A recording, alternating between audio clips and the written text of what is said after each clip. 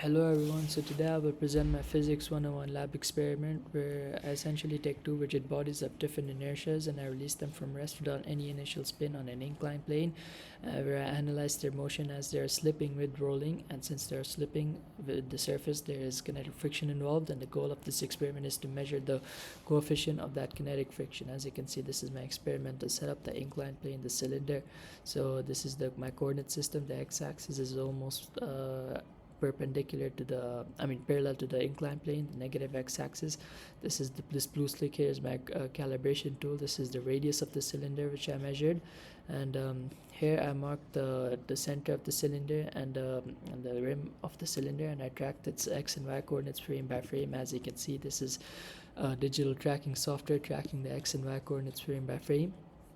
And this data you see right here is the x and y coordinates for the center of mass, and as you can see they fit very well. The x-axis of the center of mass is parabolic.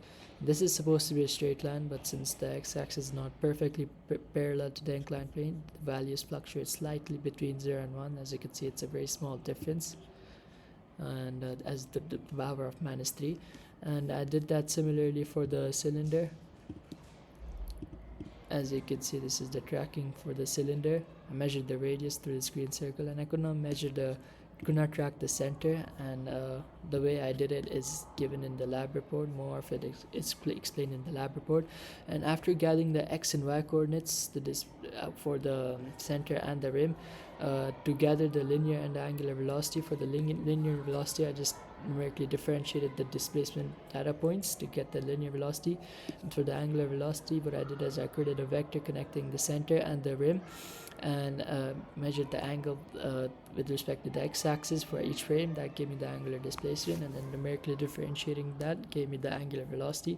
And after getting the angular velocity, I was able to compare tangential velocity, the ratio of tangential velocity over linear velocity, to determine when my object is slipping and when it is rolling without slipping. So as you can see, this is the ratio of tangential velocity over linear velocities, and as these values started taking on values near 1, very close to 1, I determined that as my time phase, as it is a time phase of slipping. And after getting the time phase of slipping, I gathered the average linear and rotational acceleration during those slipping phase, and from those average accelerations I was able to calculate the coefficient of kinetic friction using rotational and Newton's second law. And this is for the sphere. As you can see, they gave very similar values, consistent values, and I also did that for the cylinder, which also gave me consistent values. However, kinetic detailing did not give me consistent values. For a cylinder, it gave me a much larger value. For the sphere, it gave me a negative value, which is impossible. And these errors could be attributed to numerically differentiating discrete displacement data points over a small slipping time period. So differentiation amplifies the noise created by tracking, and that makes the data unreliable.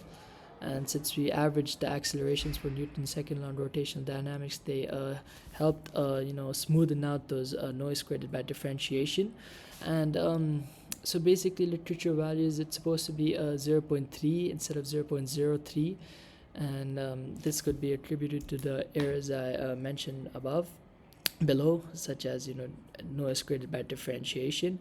And however, even though they are very small values, they're still consistent, which demonstrates some sort of consistency within my experiment.